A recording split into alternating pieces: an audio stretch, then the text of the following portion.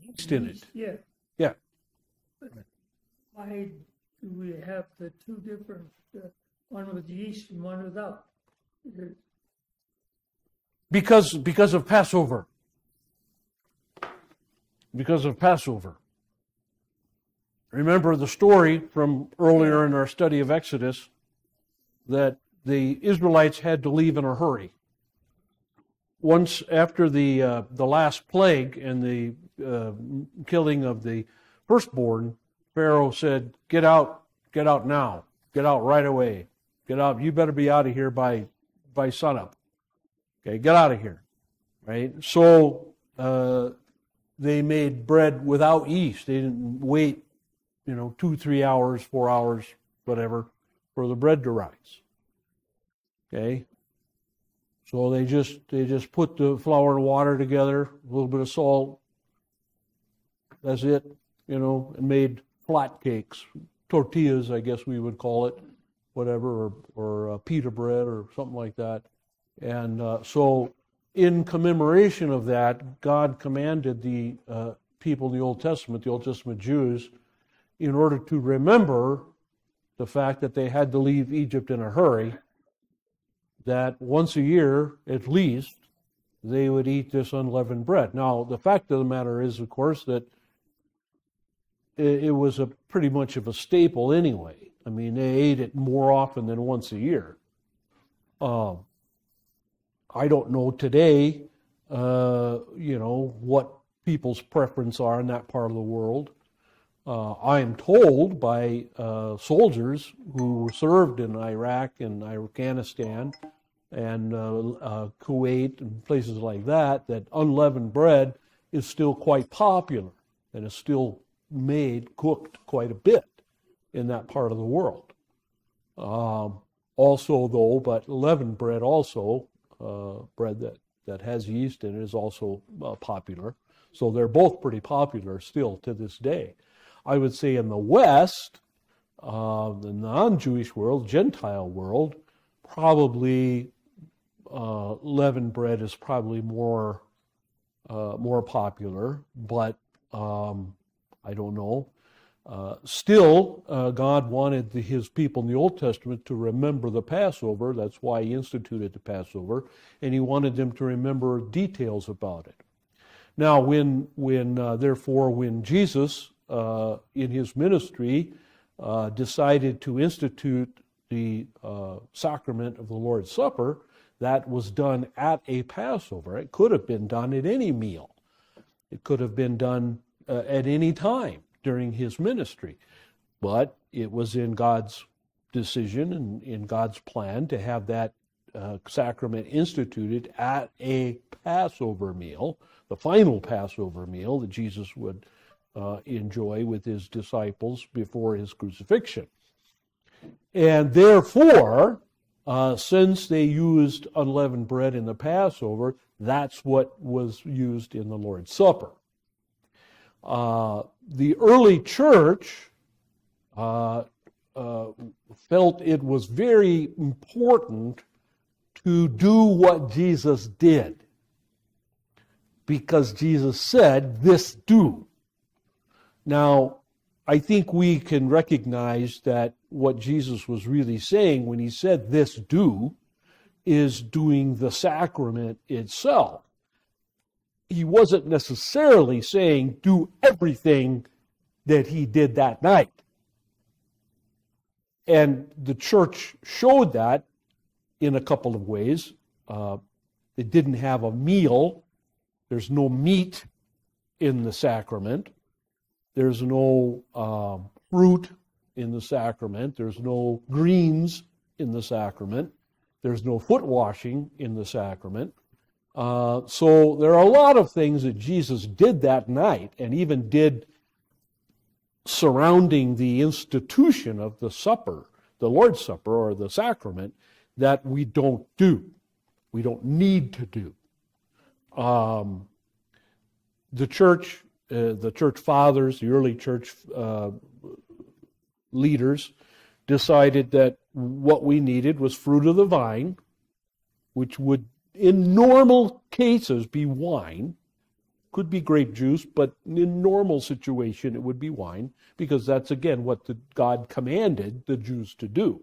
He commanded them to drink wine at the Passover, when they commemorated the Passover. That's one of the reasons we know that at the Last Supper, Jesus had wine, not grape juice. Also because of the time of year, and all kinds of other reasons. But anyway, so the church fathers said, look, to have a proper Lord's Supper, you need wine and you need bread.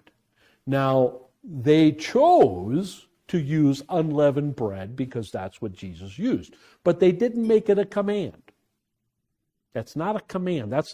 Unleavened bread is not part of the sacrament any more than wine is part of the sacrament necessarily. It needs to be fruit of the vine, which is fruit of the grape. So it needs to be juice of the grape. Now, what kind of juice of the grape you want to use is up to you. Okay, but it needs to be juice of the grape. Okay, it also needs to be bread, which means some kind of flour. Now, what's bread? Well, bread is flour and water, basically, and usually a little salt. Otherwise, it doesn't taste like much. But that's basically what it is: flour and water, not much else. Maybe oil if you want to put a little bit of that in there, but it doesn't have to. My mother's recipe for bread is 4 ingredients: flour, water, yeast, 5. A little bit of sugar and salt. 5 ingredients, that's it. She calls it her diet bread. And that's all you need. You need some kind of flour. Does it have to be wheat flour? Not necessarily. We know that the Jews made bread out of millet. We know they used oats. We know they used, I'm trying to think of the plant. Can't think of it off the top of my head. Probably didn't use soy. Probably didn't. Most likely soybeans were more India, China. Don't think they grew in the Middle East, at least in those days. Didn't have corn, of course. That was discovered in America. Potatoes discovered in America, so it wouldn't be potato bread. So it was some kind of grain, some kind of grain, and could be rye. Yeah, could be a rye or something. So that's all that's required is a bread of some kind and a fruit or juice of the grape of some kind. Doesn't have to be red. Could be white. Could be pink. Could be whatever. Just juice of a grape and some kind of bread. That's all. Over the centuries, it has become common. It has become kind of traditional to use unleavened bread and wheat. To use unleavened wheat bread and to use wine rather than grape juice. And again, because we know that's what Jesus used at Passover. But that's not any central part of the sacrament. The sacrament needs, as I say, some kind of bread, juice of grape, the words of institution. Those 3 things. Needs those 3. And to actually distribute the consecrated bread and wine. So that's it. Those are the basic minimal requirements to have a proper or true, accurate, whatever you want to call it, Lord's Supper. But we want to use, California sourdough and champagne. We can do that. Luther said you couldn't use beer and pretzels because beer is not fruit of the grape. So, but using it Oktoberfest. yeah. But barring some catastrophe, you'll always pretty much have bread of some kind and wine around, or juice of the grape around, and so it's pretty easy to meet those requirements. people have gotten in their heads, the Reformed, of course, have gotten in their heads, you can't use wine because they're anti any kind of alcohol, which is stupid and unbiblical. Lutherans, some Lutherans, when I was a kid growing up, it would be considered very questionable to use grape juice at all, or to use white wine. That would cause upheaval. People would probably not even go up to communion if it was white wine, or if it was grape juice, or something like that. But as far as the Bible is concerned, fruit of the grape and bread of whatever kind is fine. And you have of course some progressives, liberals, moderates, whatever you want to call them, who like to mess around, and try to be avant-garde, try to be fancy, try to be new and different, and so they'll use wheat bread, and they'll use rosé wine, or they'll try and do crazy things just to kind of shake things up on purpose. And that's not the way you want to do things. You use what you got at hand. I remember I had a pastors' conference up in New Mexico, and it was we decided to change the format. We had been going to churches, and of course, when you go to a church, one of our churches, one of the pastors, and there's 25 congregations in the conference, and when you go to one of the churches and you have a communion service. And so in most cases, each church is well supplied with communion supplies. Well, we decided to change the format, and we decided to go to a central location because all the churches were spread out. The northernmost church was Santa Fe, southernmost church was Douglas, the westernmost church was Marana, and the easternmost church was El Paso. So that's a pretty big conference. And so we decided to meet right in the middle, which is a little town called Glenwood near Silver City in New Mexico. So I was in charge of doing the service. And so I got a tray of communion, a tray and a bottle of wine, but for some reason I went off without the wafers.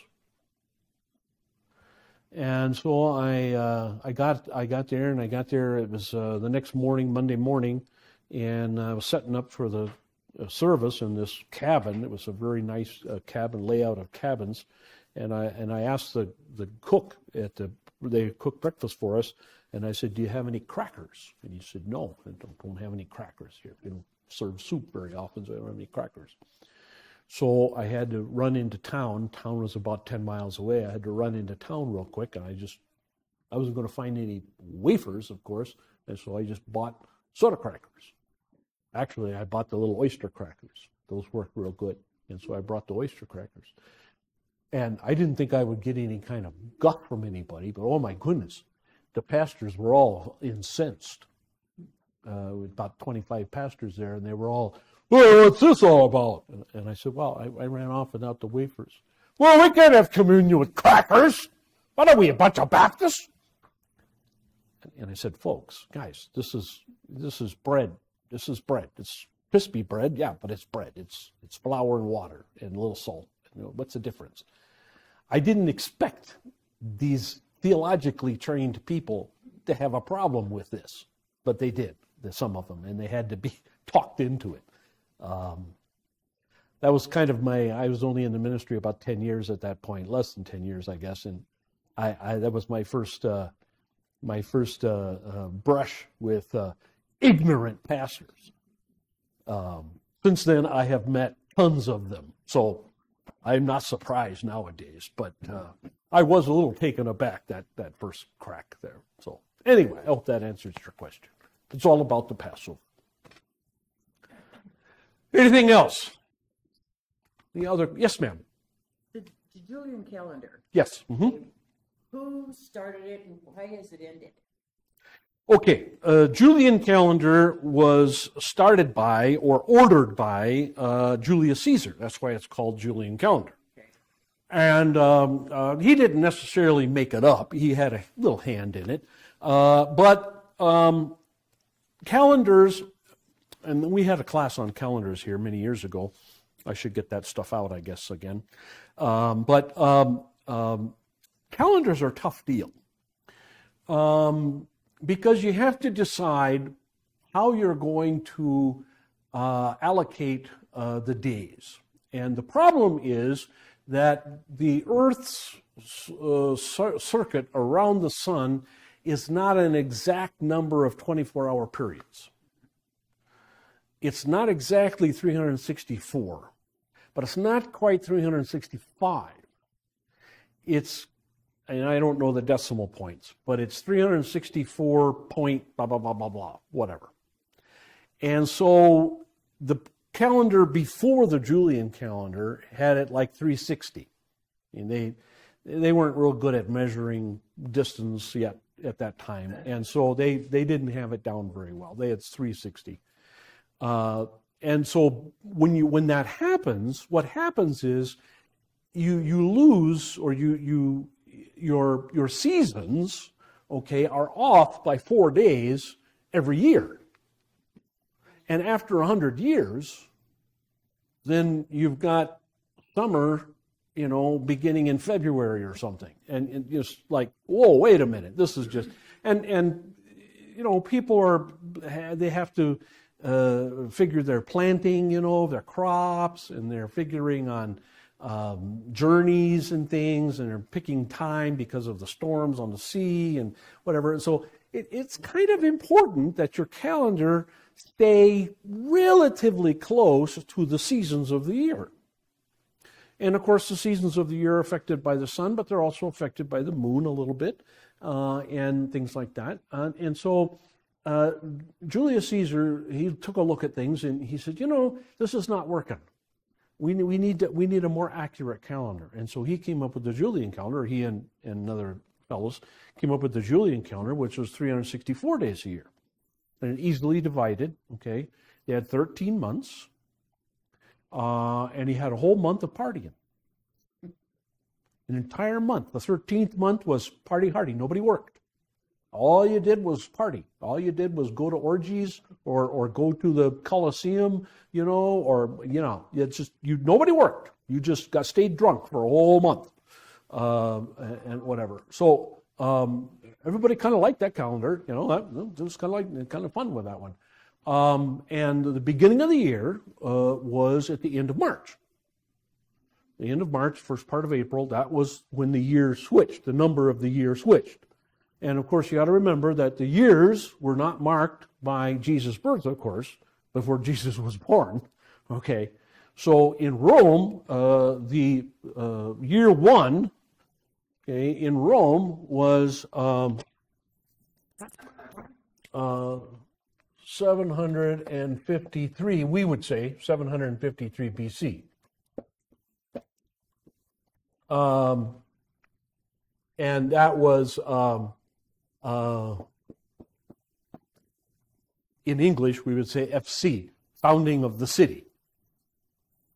Founding of the city of Rome was 753 BC. Now, of course, they didn't call it 753 BC. And of course, they didn't call it year one that year that it happened. It was a while. The Roman Republic started around 500 or so. The Roman Republic started, I'm going to say 500. That's not exact, but around the 500s. Up till then, they had kings for about 200 years, give or take. They had kings. They didn't like that. And they knew something about the Greek system of kind of democracy, but they didn't like that either. They didn't think democracy was a good idea. They didn't want every Tom, Dick, and Harry to have a say in everything. On the other hand, they didn't like a king ruling over them. They didn't like that either. So they came up with what we call today the Republic, which is you select certain people to run the government, and these represent you, or represent the common people, in the government, and they select then a leader. And for a long time, they selected two guys at once. That way, not one guy would have all the power. And they were called proconsuls. First consul. First counselor, I guess, would be a good definition. First counselor. This continued for a long time until the time of Julius Caesar. Julius Caesar took over in the 50s BC, and he was one of the first counselors, one of the proconsuls, and he didn't like the other guy too much, and the other guy was kind of weak, kind of wimpy, and so Caesar decided to take over, and he became the first. He wasn't really the first emperor. I mean, he would have been the first emperor, but he was assassinated. He became the first emperor in a sense because he declared himself the single ruler over the republic, and he got rid of the other office, and he became, for all intents and purposes, the dictator. The term was he became the first citizen, first among equals. You know, that's an oxymoron, isn't it? First among equals. You can't have, if you're all equal, you can't have a first, can you? But Julius Caesar declared himself first among equals. Yeah. He was a senator, but he was also a proconsul. But then he said, well, I'm going to be the only guy. Anyway, so he looked at things and he said, this is not working. And so he just decreed, we're going to change the calendar. And we're going to change the calendar in two ways. We're going to make the year 364 days. We're going to make it 12 months now instead of 13. And so the months are going to be a little bit different. Some months are going to have 30 days. Some months are going to have 31. Some months are going to have 28. And we're going to switch from April, 1st of April, as the beginning of the year, back to the 1st of January. And the reason, one of the reasons, is because the god Janus is the god of past and future, kind of the god of time, if you will, and he's two-faced. Not two-faced in that he's a liar, but two-faced that he has one face going forward and one face going backward. If you ever see a representation of the god Janus, it's a head with a face on both ends, face on this side and face on this side. That's Janus, January. Okay, so January then became the first of the year. Now, a lot of people, and of course, this was only in Rome at first, and it took a long time to get out to the other far-flung areas. In some areas, they didn't change the calendar at all because they weren't under the thumb of Rome. They weren't under the rule of Rome. So it wasn't really until the Roman Church, centuries later, became over areas that they made the change. And like an area would be a pagan area, and they would still have the first of the year in the spring, which makes perfect sense, doesn't it? It really does make sense to have spring be the first of the year, not winter. Winter should be the tail end of the year, okay? So, but then when countries became under the rule of Rome, then of course one of the things they had to adopt was the Roman calendar. And that was, at that time, the Julian calendar. And then that's why, for example, if you were still a pagan or an uncivilized person, you celebrated April 1st as New Year's Day. And thus you were a fool. Thank you. That's why April 1st is Fool's Day. Right, exactly. See, now you know. See, in case you're on Jeopardy, got that question down. All right. So anyway, now, get fast forward to the Middle Ages, middle of the Middle Ages, and people started seeing the problem again. It wasn't happening because they were off by 4 days, but it was happening because they were off by 1 day, or part of 1 day. And so eventually you had season creep. The seasons creeped as the years went on, and you're talking now 1,200 years, 1,300 years. That's a lot of days now. Summertime is now in, I don't know, September or something, and it's just, things are off. And so there's no Roman Empire now. Who rules the world? The Pope. Okay? The Roman Church rules the world, pretty much. And what they say goes.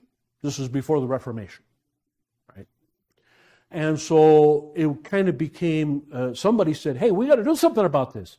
Who's the only guy who can make a pronouncement that will have to be obeyed in Germany and England at the same time, and France and Italy and Austria and Turkey and, Egypt and everywhere else? I mean, who's got that kind of clout? Well, the guy in Rome has got that kind of clout.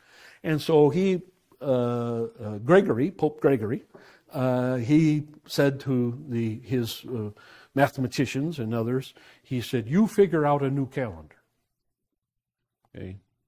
And so they figured out a new calendar, and it's kept some of the things of the Julian calendar. And instead of 360, okay, that didn't work, and 364, that didn't work. Let's go to 364 and a fourth. So 25. Okay? Let's do that. And then let's also do one other thing. Let's also, any year that's divisible by 400, we won't have a leap year plus one. We won't have a leap year. If it isn't divisible by 400, then it gets a leap year. So, for example, 2024, I think gets a leap year. I'm not sure. Gets a leap day. I think. Anyway. So then every 400 years or so then you catch up again, and they figure that this calendar will probably, with this little extra added doohickey, they figure that this one will keep us in season for thousands of years. We won't get out of whack at all, okay, or shouldn't. And so the Pope declared that. Now, when the Pope declared that, there were countries who said, no, we're not going to do that. We don't care what you say. By the time this all got worked out, the Reformation had happened, and the Protestant nations said, no, we're not going to participate, especially England. And so for a long time, you had England and all its colonies go by the Julian calendar, and the rest of the world going by the Gregorian calendar. Of course, in the eastern part of the church, they weren't ruled over by the Roman Church either. And so the Eastern Orthodox Church, they had a different calendar. Mm-hmm. And so in Russia, Poland, Ukraine, Romania, Bulgaria, Turkey, all that. And of course, the Chinese had their own calendar. The Indian subcontinent, they had their own calendar. Africa had their own calendar, etc., etc., etc., etc., etc., etc. What's that? And the Jews, of course, yes, had their own calendar. Eventually, the British, because of their dominance around the world and their huge navy and all their colonies everywhere, they decided to get on board. But it wasn't until after the American Revolution. And so when the British came on board, by that time their calendar was, I forget now, 7 or 17. I think 17 days off from the new Gregorian calendar, I think. And so they decided that sometime in November of a year, sometime in the 1700s, late 1700s, they just decided we're going to to erase those numbers. We're going to erase those days as if they never happened. Well, you got to do stuff like that when you're changing calendars. And so all around the world, all the British colonies, they lost 17 days or whatever it was. And if your birthday fell in there, too bad, or if some big important event happened that day, off rocks. And so now when you look in a history book sometimes, you'll see a date sometimes of a battle, or in that period of time, you see a battle or an invention or discovery or death of somebody or birth of somebody or whatever, and it'll say old calendar or new calendar. And when it says old calendar, it means that happened before the British accepted the new calendar. So that's what that means. If you ever see that old calendar, that's what it means. Why do they have Christmas actually is January 7th? Well, there's two reasons for that. In a lot of part of the world, they celebrated Christmas on Epiphany. And Epiphany is January 6th.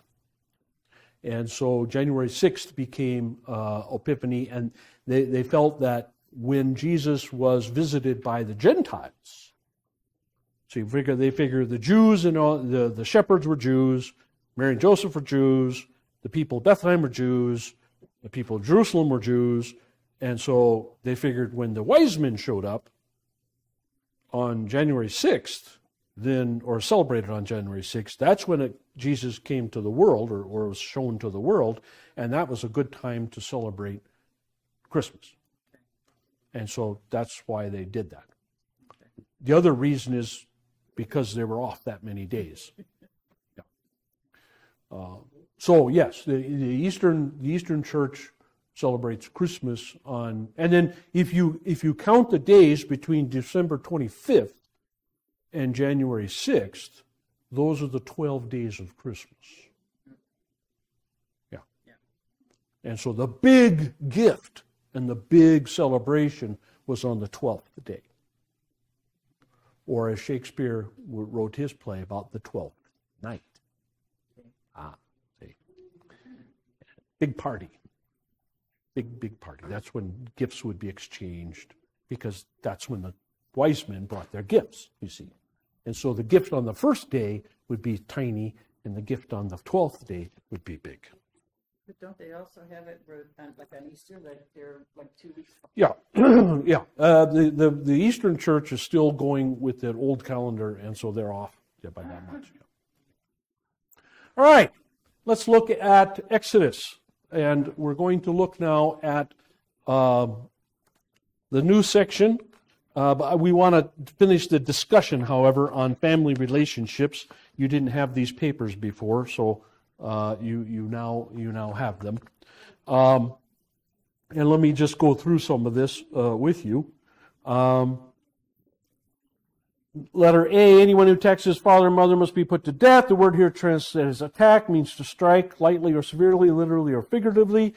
How severe the striking can be is clear from the fact that it's used of Moses killing the Egyptian in Exodus 2.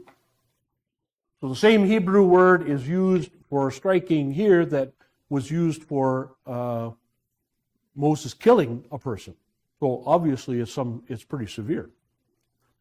But here it is simply to strike to give the indignity of a blow, not to kill, which was already made a capital offense. So it doesn't have to be that. When you're striking a parent, all you have to do is just tap him. And that's enough to capital punishment. The severity of this law is quite remarkable and strongly emphasizes the honor, dignity, and authority of parents in God's eyes as his personal representatives. There is no parallel to it in any other known law code. So when you look at the law codes of Hammurabi, or the law codes of the Aztecs, or law codes of the American Indians, or the law codes of India or China, you don't find these things, or this particular thing. Only in the Hebrew law code. This is something that has completely been lost, absolutely been lost in our world today. Children are not taught, even in the church for some reason, at least aside from this church anyway, children are not taught today that parents represent God. and that disobeying a parent is equal to disobeying God. Okay? That they're not taught that anywhere That's that I what know. we were taught. Yes, sir. My father made sure we knew that. Yeah, yeah. But today that is totally untaught. Even in Christian families, families that go to church, my families that attend here, their kids, even my grandkids, they wouldn't agree with that in a million years. Not in a million years. Be the kid's friend. Yeah, that's part of the problem. I don't know what else. I think parents are afraid of their children. They're afraid of their children because they know, almost everybody above 12 has one of these. And, dial 911 and yell parental abuse, and your parent winds up in a hoosegow. And parents know that. And so I think parents are afraid of their kids instead of the other way around. And of course, that has led to complete breakdown, anarchy, really, in families and therefore in society. And if we want to understand, why the flash mob robberies of stores, if we want to understand why the homeless, we want to understand why the drug culture, we want to understand why the violence, we want to understand, anything in our society, that's the first place we go. The first place we go is that the family relationship has been totally turned on its head, and instead of children being afraid of their parents, it's parents being afraid of their children. And the government has done that. The government has done that. Now, to be fair, to be equal here, to be nice, the government had no choice. The government had no choice because of the children who were being made into ashtrays by their parents, be it parents putting out cigarette butts on them, parents selling their children for sex, parents experimenting on their children with drugs, parents abusing their children or just neglecting them completely.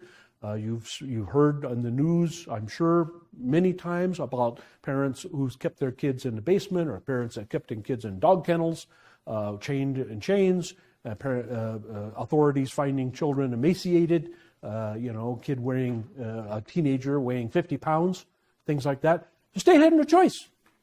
The government had no choice.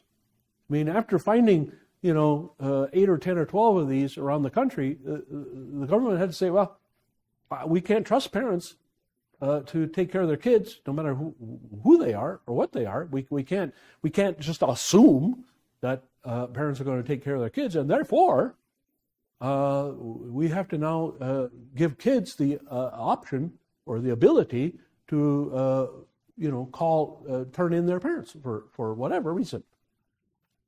And so again, the parents brought this on themselves. The older generation brought this on themselves, and now that they are afraid of their children, now of course that just complicates the matter even more and makes things even crazier. So, and I don't think it can ever. You can't put that genie back in the bottle. That's not possible. What's done is done.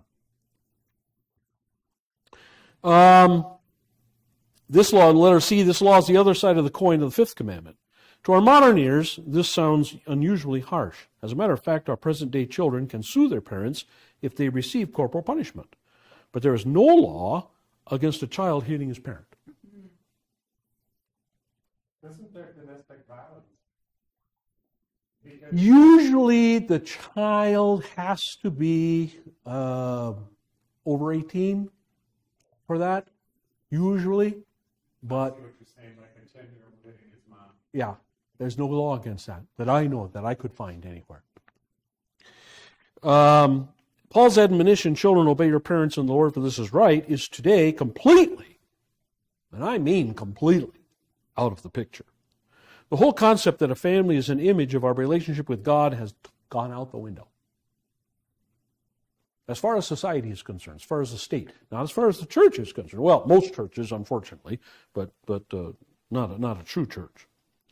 You might remember that when Vice President Dan Quayle criticized the TV program Murphy Brown for exalting single parenthood, he was asked what planet he came from. The Bible teaches that God is our Father and that we are His children within the framework of the heavenly family. Mom, dad, kids. Mom, dad, together, kids. Okay? Parenthood is a picture of reality of God, and so is the relationship between a child and his parents. So in the eyes of God, a child who raises his hand against his parents raises his hand against God. That's the point. That's the emphasis. That's what God Himself is saying. And that's why Moses said what he did.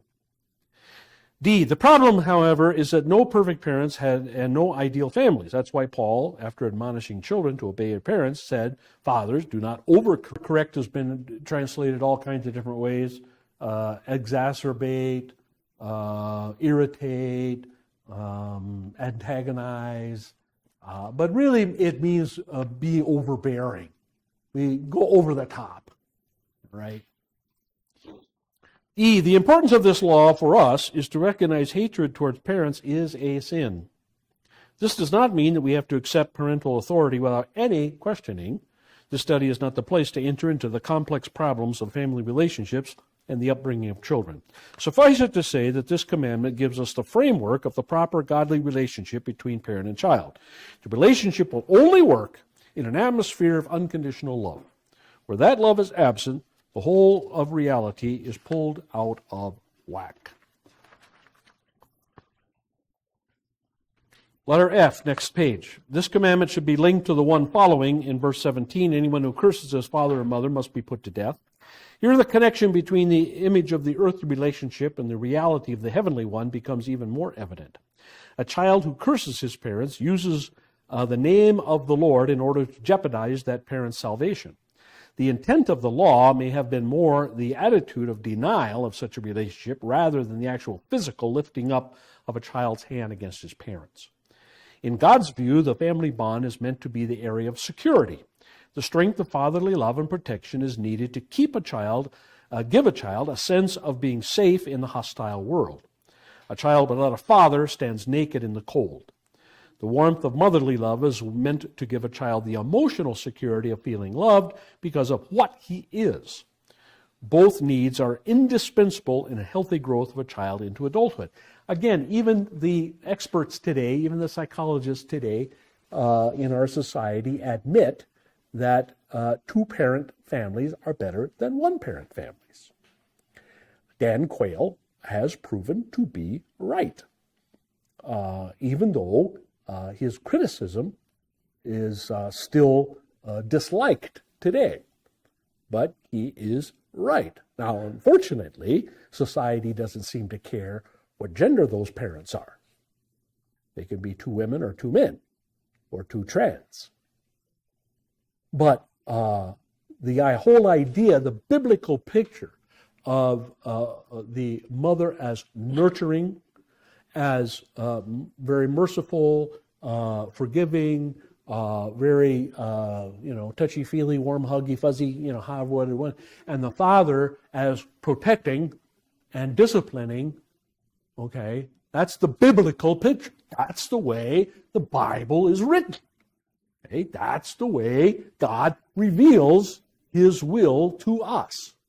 Okay, male and female with their gender-specific traits.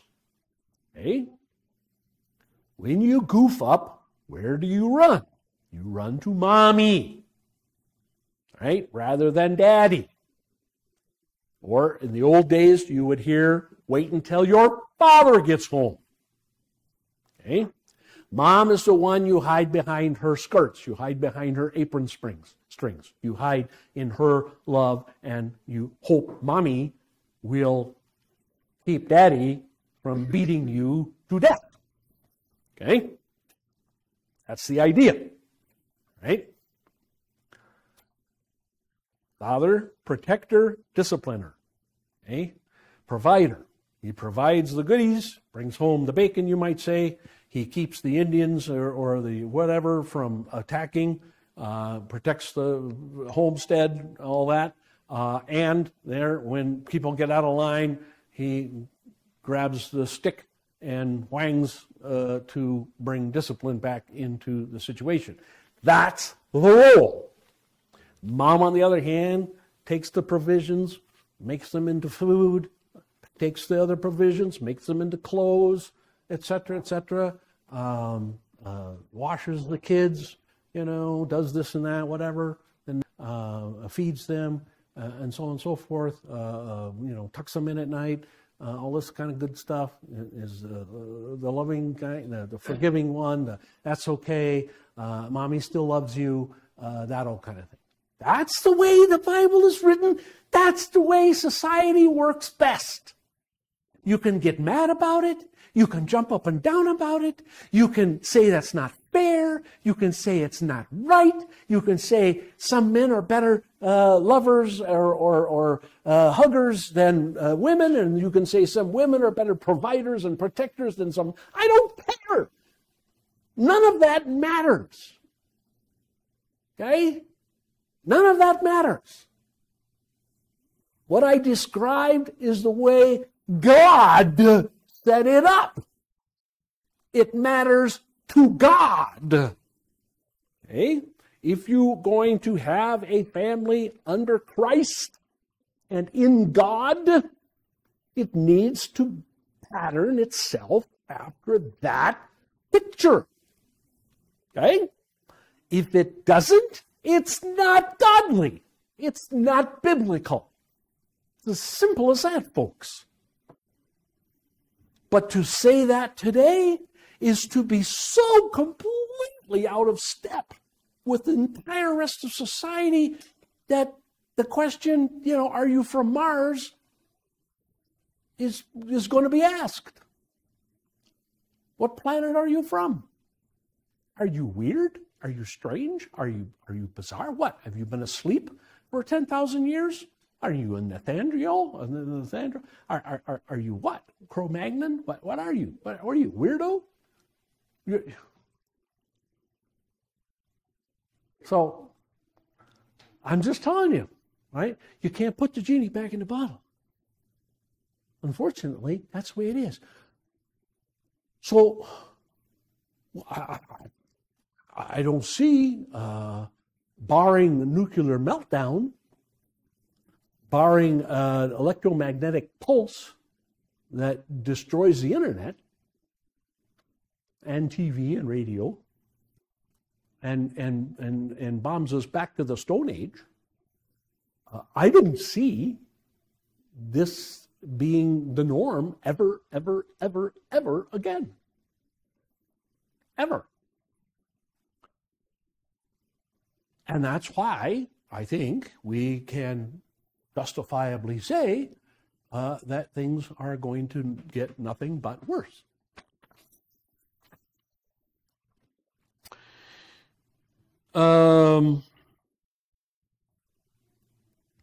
Letter H. When a child feels that the wall of protection is a limitation of his abilities, that's what most of them are told today. Whether they feel that way or not, that's what they're told. And he wants to break out of it prematurely, he harms himself. There should come a point in life where every young adult at which he feels he should leave his father and mother and become what he was meant to be. But even then, the old fences should not be torn down as if they never had any value. The problem is, of course, that some fences do enclose too harshly and for too long. Parental authority should not be extended beyond God's limit or be used to crush instead of invigorate. But even if parental authority is felt to be a yoke, it may be better to bear it than to shake it off prematurely. Again, what's the biblical picture? It's already described really early, even before the fall. Moses describes it by the Holy Spirit when he says at the end of the creation of man and woman, for this reason, okay, a man shall leave, notice, a man leaves father and mother, okay, and cleaves unto his wife, starting a new unit. Doesn't say the wife leaves mother and father. She's taken, basically. Not in a violent way, of course, but that's the idea. The idea is he leaves and he becomes the head of a new household. She does not become the head, therefore she does not leave. She is taken. That is the biblical model. This is why, up until very recently in human history, marriages were always arranged. And guess what? They were arranged by anybody? All The father, more so than the mother. As Tina Turner would say, what's love got to do with it? Absolutely nothing. Zero. Nada. As Tevye said to Goldie, as they sat on the bed after 50 years. It wasn't quite 50 years. Goldie, Golda, do you love me? His wife says, huh? What? And then she proceeds to sing along, 25 years I've done this, 25 years I've done that, 25 years and then she finally gets to the end of the song and she says, I guess I do. Okay? That's unheard of today. Absolutely unheard of. But which is better? Which is better? Which is the more normal human condition? If you take the 8,000 years of human history, okay, and all cultures around the world, take them all together, look at every single marriage since Adam and Eve. Every single one. How many? How many billions of marriages have there been in every culture, in every continent? Okay? Let's just say after Noah, after the flood. Okay? 4,000 years, 5,000 years. Okay? Add them all up. How many of them been arranged and lasted for till death do us part? How many of them were romantic and didn't get past first anniversary? I propose to you, my friends, I propose to you, again, even unchristian cultures, even unbiblical cultures, I propose to you that I would say 90% of marriages since the flood to today, okay, 4,000, 5,000 years, okay, 90% of them have been arranged. And of that 90%, I would say probably 75, 80% of them lasted until one or the other died. The 10% that have been based upon romance and feelings, okay, my guess is, well, I know from my own record, okay, I've got 250 marriages in my book, my ministry book, after 42 years. I can tell you that my success rate, okay, of those 250 marriages, less than 50% are still married today. Less than 50%. And I would put my record up against any other pastors. And I bet you, dollars to donuts, I bet you, very few would have anything better than that. Maybe you get a 51 or a 52%, maybe a 55. In some extraordinary case, maybe a 60%. And so, just looking at the facts, looking at the numbers, okay, what does that tell us? Tell us is that feelings are not factory in arranging a marriage, a family. It works few times.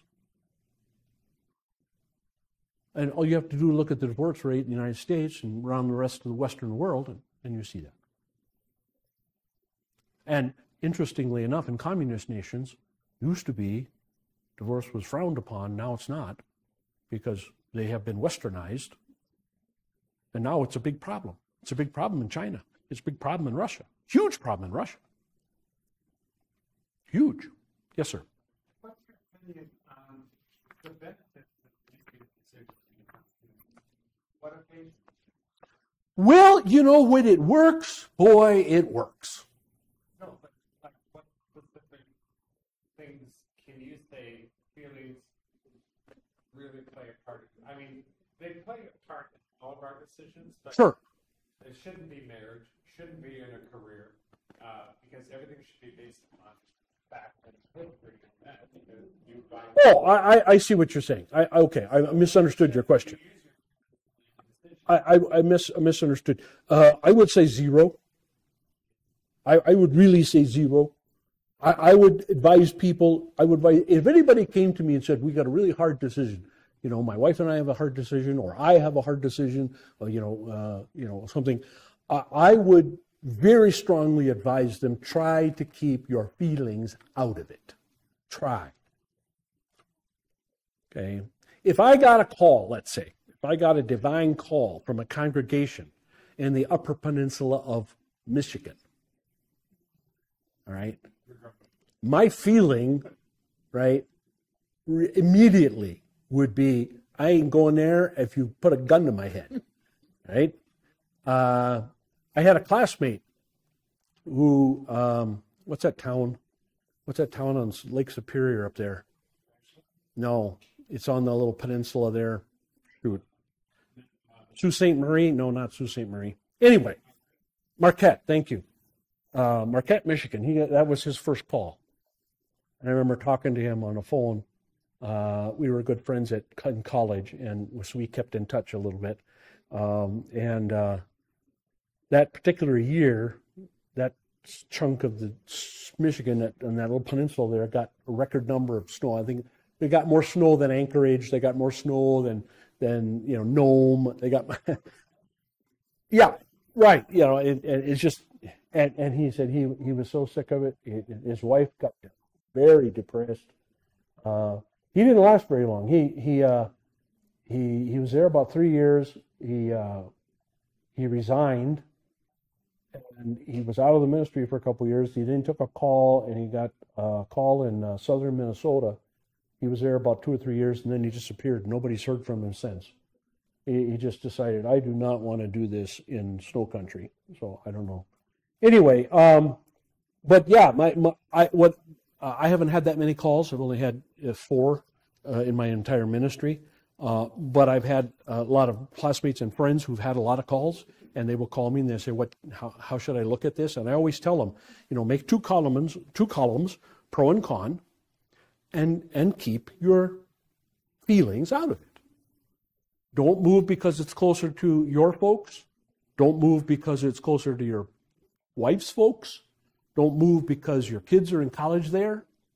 Don't take the call because of the weather. Don't take a call because of the pay. Okay? Don't take a call because of bad pay. Cons as far as the ministry. Do you have adequate lay support? Do you have are things organized there? Or maybe you're an organizer and you can do that. You can put that on one side or the other. Okay. Is the church in trouble? Is the church, been told, are there people saying it's going to close? Again, you may be a person who can turn that around, or you may be a person who would help it die faster. Okay. So you need to know yourself. But again, and married couples come to me and they'll say, hey, my husband has a job offer in Fayetteville, North Carolina, and I have a job offer in Portland, Oregon. And where should we go? Which one should we take? And I tell them, keep your feelings out of it, if at all possible. And sometimes it's just not possible, but keep your feelings out of it. So yeah, I would say nothing really. I mean, how possible is that? We are emotional people. but I would say try to keep it out. Between the verses on the negative side of family relationship, letter J, we find a verse on kidnapping. It kind of, as I was reading that last week, I'm sure it kind of stood out for you. You kind of thought, whoa, what's that doing in there? Anyone who kidnaps another and either sells him or still has him when he is caught must be put to death. The verse seems to be out of context as it is sandwiched between two verses regarding the relationship between child and his parents. It could be, however, that the change of subject and then the coming back to the previous subject are meant to throw light on the other two. It is the attitude of deception of a man who lures his fellow man into a situation in which he loses his independence and liberty that may be the theme in the two surrounding verses. Unhealthy family relationships as a result of sin that came into the world. The devil breaks up families, and he conditions man for this breakup by propaganda that says that family bonds are no good to start with anyhow. That is the deception which is highlighted in these verses. So the whole idea that we can say without fear of contradiction that the teaching today in our schools, by our medical community, by our mental health community, by our college community, and most churches, the whole thing today about that this gender business is bad, that men should not be said to be this kind, and women should not be said to be this kind, so and so, okay? We can, I think, say, without fear of contradiction, that is satanic. And I don't think we need to mince words. It is satanic. It is from Satan. This is how Satan works. He takes something created by God that is good, and he turns it on its head. He turns it upside down. He turns it into something bad. And he teaches it as something bad. And he convinces people that it is something bad. Okay? This is the way the devil works. And so this gender nonsense, this trans nonsense, is exactly that. It is nonsense. More than that, it is demonic. It is out of hell and nowhere else. And the churches that teach it and the church leaders that promote it are on their way to hell. And they are those who will be tossed into the sea, metaphorically speaking, with the weights around their necks. I would not want to be in their shoes come Judgment Day. They will be at the very lowest rung of hell. That much I can tell you for a fact. No contradiction. None. Okay. It is demonic and should be opposed by anybody who wants to at least even attempt to be biblical. Should be opposed, should be spoken out against in every instance. Should never be compromised with in any way, shape, or form. But of course, that's very difficult, especially since it is the younger generations who have embraced this demonic teaching and see no problem with it. Except that, very strangely, it's that same younger generation that cannot seem to find partners, at least of the opposite sex. And they can't figure out why. My girls love them dearly, but they cannot seem to understand, they cannot figure out why men are so totally worthless. They've always been kind of worthless, but now they're totally worthless. There is no redeeming social value to them anymore, at all, period.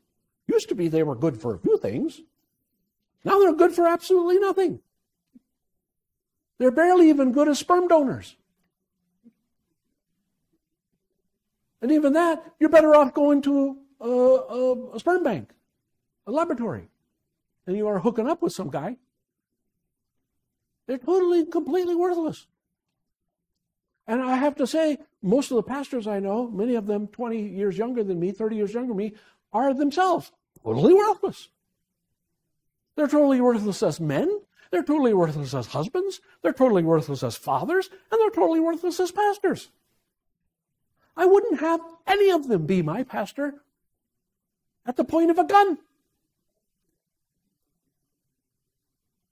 I would rather be unchurched than have any of these guys as my pastor, with maybe one or two exceptions.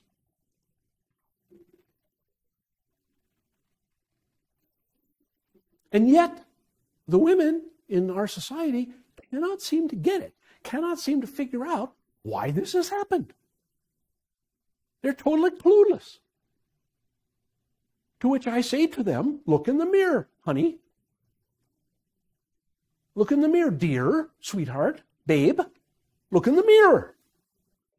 Okay? Blame Gloria Steinem. Blame Betty Friedan. Blame Gloria Allred. But blame yourself too for going along with those crazy ladies. That's the problem. That's the problem. I mean, you can't even find a decent guy in Mormonism. You can't find. I've heard from many Mormons Mormon women come back from a mission, want to get married. Can't find a decent guy who's going to actually hold down a job, be the protector, be the provider, They don't want to be. And the women have told them, "Oh, it's okay, babe. You don't have to. That's okay." This morning in the paper, there was a great little letter from a lady. Said her husband was a little bit older than her, decided to retire. Unbeknownst to her, she didn't announce anything, just told her, said one day, just said, "Oh, I'm retiring, I'm getting Social Security, I'm quitting working." So now she has to take care of him. And he sits around on the couch all day, watching Discovery videos. Now he's on her health insurance and her dental insurance and all the other insurance. So she has to keep working so that she can still provide all those things. He does absolutely nothing.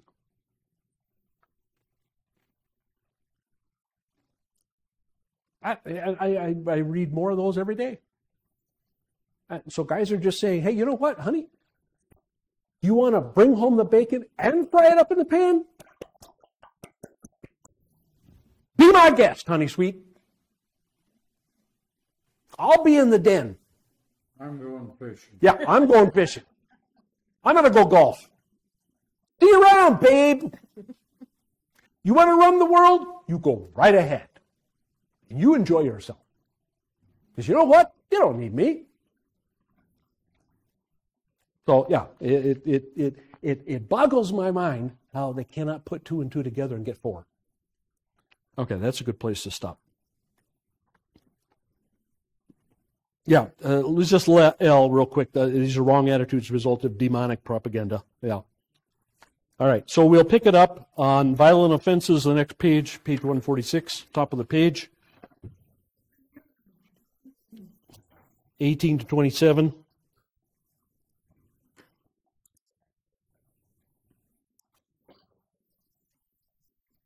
Let's close. May the grace of our Lord and Savior Jesus Christ, the love of God the Father, and the fellowship of the Holy Spirit be and abide with us all. Amen.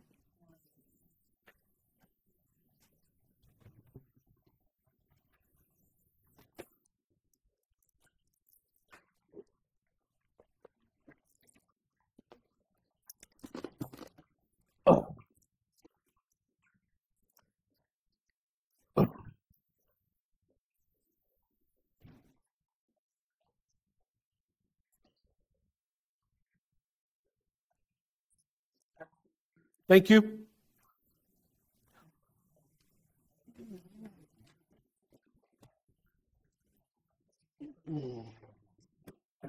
Yeah, Be here until the 21st. gotcha.